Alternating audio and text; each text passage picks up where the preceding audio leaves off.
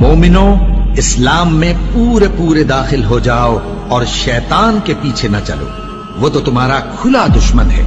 پھر اگر تم احکام روشن پہنچ جانے کے بعد لڑکھڑا جاؤ تو جان رکھو کہ اللہ غالب ہے، حکمت والا ہے۔ کیا یہ لوگ اسی بات کے منتظر ہیں کہ ان پر اللہ کا عذاب بادل کے سائبانوں میں آ نازل ہو اور فرشتے بھی اتر آئیں اور کام تمام کر دیا جائے؟ اور سب کاموں کا رجوع اللہ ہی کی طرف ہے۔ اے پیغمبر، بنی اسرائیل سے پوچھو کہ ہم نے ان کو کتنی کھلی نشانیاں دی، اور جو شخص اللہ کی نعمت کو اپنے پاس آنے کے بعد بدل دے تو اللہ سخت عذاب کرنے والا ہے۔